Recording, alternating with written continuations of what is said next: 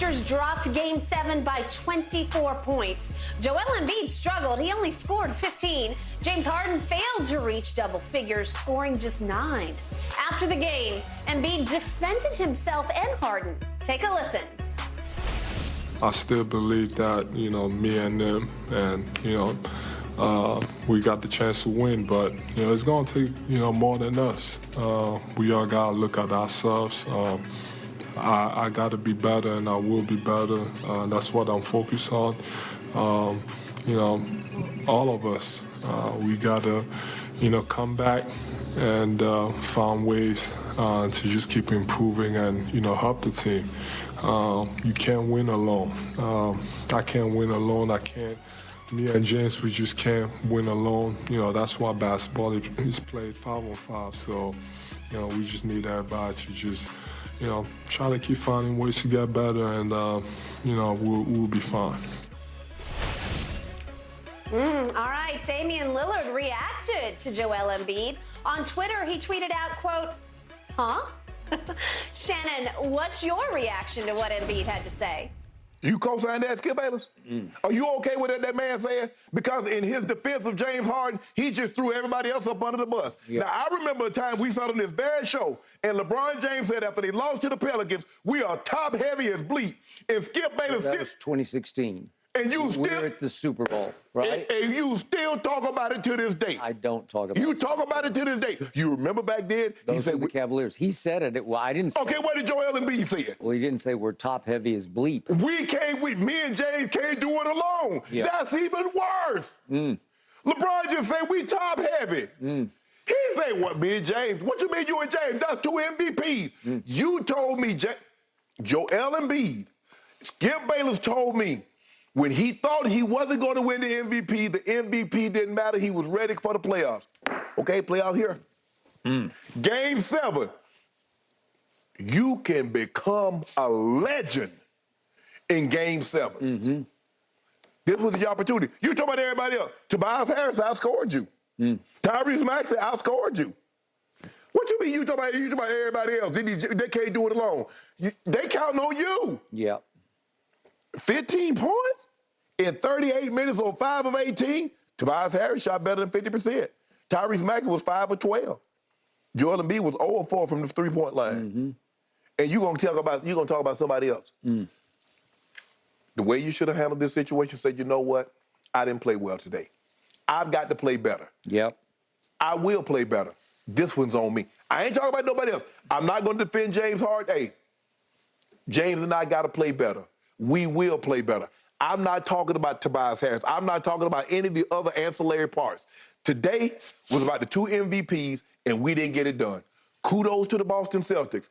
Unbelievable team. They played well all year. You remember that we had our hands full with them all year long.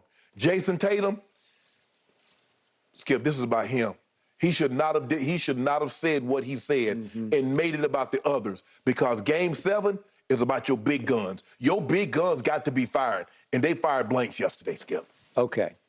So I will not even remotely try to defend this, because Joel Embiid, by his MVP standards, was pathetic yesterday. Okay.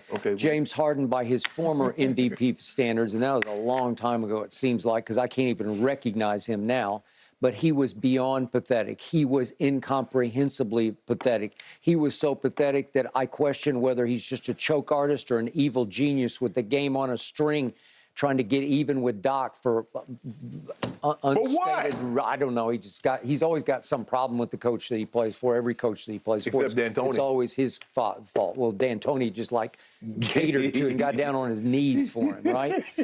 Okay. So the way I interpret this is Joel Embiid just won the MVP. He just got celebrated before the first game in Philadelphia of this series, Game 3. It put him in a precarious position, because if he doesn't play MVP caliber basketball, then he has to account for it. And instead of accounting by saying, it's on me, right, he got a little defensive about it. And he did say, you got to give him a tiny bit of credit here, because he said, we each got to look at ourselves here, talking about he and James, but we need help from everybody else. I want to talk about the others. I got it. The truth is, he had lots of help the whole year long, and he should have applauded everybody around him because they led the NBA in three-point shooting, not because of Joel, because I think he's like 32%. And to your point, he was 0 of 4 yesterday. It was because of Tyrese Maxey. It was because of George Niang coming off the bench. The only play Niang made yesterday was he grabbed Jaylen Brown's foot over on the bench. How'd Jaylen Brown get a tech? Okay, well, he'd already gotten one, and so they couldn't rescind it because they don't do that. He got it for talking back. Right. Well, so that one had to stand, but they tried to right the wrong by also, once they went to the replay, oh, he grabbed his foot. No wonder he's turned and talked to the bench. Okay, who wouldn't, right? Well, they should be able to rescind techs. Okay. Well, you see stuff like that now. But that's how they operate. So they had to let that one stand. But Niang is a deadly three-point shooter, and he played all of 3 minutes and 45 seconds yesterday. Is that on Doc? To me, it is. And they got good players up and down the bench, like Shake Milton and Cork Moss and Paul Reed. Jalen McDaniels. Paul Reed didn't play 10 minutes. What are you going to do with that, Skip? I don't know. Like, I've always liked Montrezl Harrell, and he doesn't even get off the bench. Yeah, he don't even play. He don't play at all. Jalen McDaniels got talent, and he DNP'd yesterday. My point is, DeAnthony Melton had a bad series, but he's also early in the series he made 4 threes in 1 quarter. So don't give me this. And Tobias Harris, look, early yesterday he came to play. He was making some plays. Unfortunately, he ran up 1 of 7 from 3. Well, that won't work. No. But when I'm looking at Joel Embiid going 5 of 18 and James Harden going 3 of 11, you got no legs to stand on. There is no way. And this is what eats at me about Joel. I do. Listen, he has enormous talent. I've told you before, I've never seen a man this tall shoot with such touch until yesterday, and he was just hapless. He was hopeless. But the point is, he didn't take losing hard at all last night or after the game. He was too happy for me. And he went up after the game and hugged Jason Tatum and whispered sweet nothings in his ear. I'm old school about this. I got it. Just go congratulate him and say, you were great. You were better than we were today. But you don't need to hug and just stand with him and tell him. Yeah, you did. I thought I did what I did to you. You need to wax poetically about how great I am. I need to hear it one more time. Now, how great was I? Yeah. How'd you like that 51 piece? Skip, Game 7. Your guy keep coming up small in Game 7, Skip. Yeah. Now, you tell me all the time, he's 7-1. Yesterday, he played 6-1. Okay. Now, 5 of the last 6 years, Skip, they haven't got past all the second round. They have not. 5 times, Skip. And again, he was a shell of himself with his tear in his ligament. But again, if you've got it and you go out there, as Shannon Sharpe always says, if you're out there, just figure out how to play.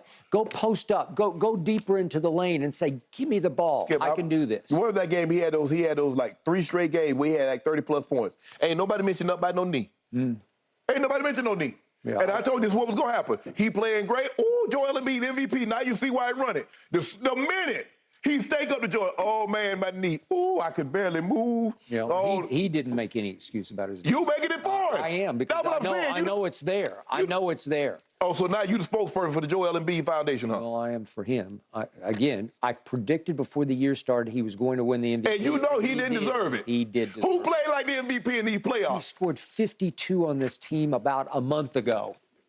Unfortunately, it was called regular season and not postseason. Yeah.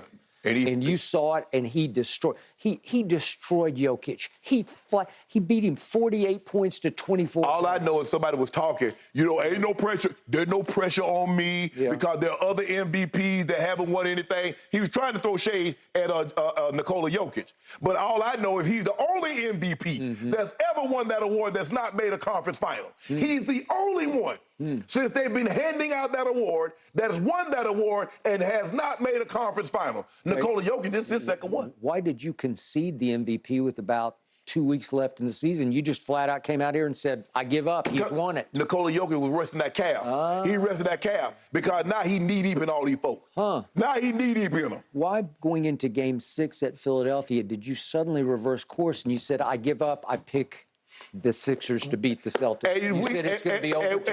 And we got the what you call them cases. See how I do this? Get right there. Okay. About to give me another couple of cases off you tomorrow when we bet.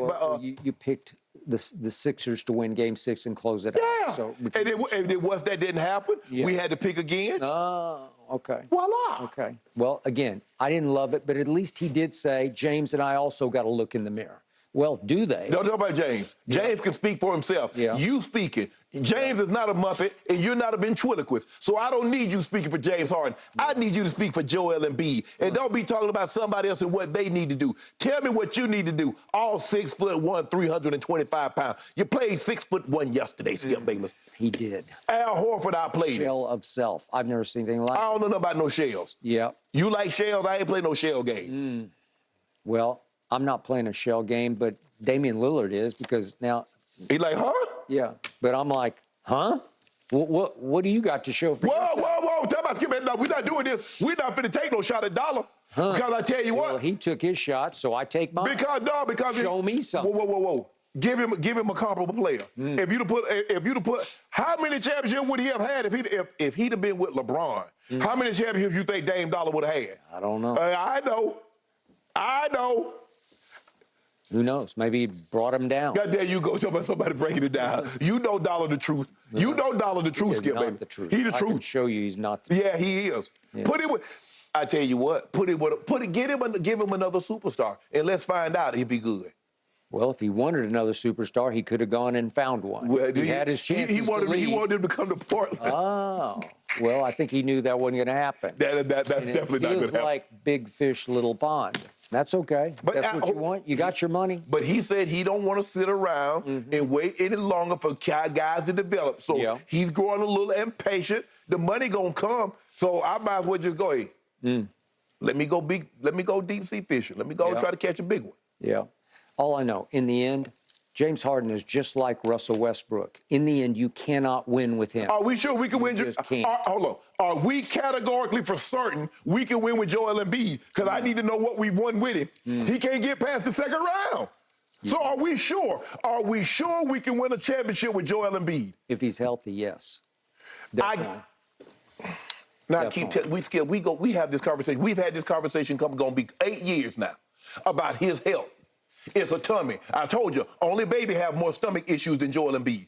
I don't know if it's IBS. I don't know what he got going on, but it's something. Well, now it's his knee, it's his ankle, it's his foot, his back. As a basketball player, is he capable of carrying a team to a championship? I don't know. Yes. I haven't seen him. Yes. You keep telling me what he can do. If you tell me he's always going to be hurt or sick or hurt, you got me. I see better than I hear. Yep. I hear what you're saying, but when I see him going out in the second round. Yeah. So somebody didn't add up. 2 + 2 ain't 2. You said he can. I don't see where he is.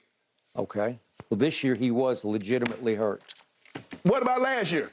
What about the year before that? And the year before that? If you saw what he did, you watched that game when he scored 52 on Boston, they had no answer for him.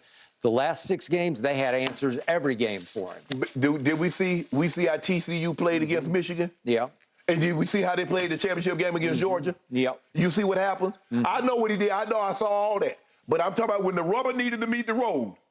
They let Jason Tatum cook with Chris going open fire. Burn the place down. Yep. Well, he did. So did James Harden. No, it's hard to win with him. When a guy's making 5, 6, 7 turnovers a game and going 3 for 24 and your losses from 3, you're going to lose. Your guy went 5 of 18. Yep. You make it seem like your guy shot the lights out the building. I just said he was pathetic. Okay. Yeah. All right. We'll see. What we see? Tell me what we see. Next year, we'll see. Next year, what are you going to do? Let's see what the makeup of this team is. I'm not going to bet against him. I am. Yeah. Just having him on the floor. Can you believe it went all the way to they had a chance to win Game 6? That's all he was yesterday on the floor, doing nothing. Yeah. Taking up space. Yeah. Well, 5 of 18, Skip Bayless, 15 points.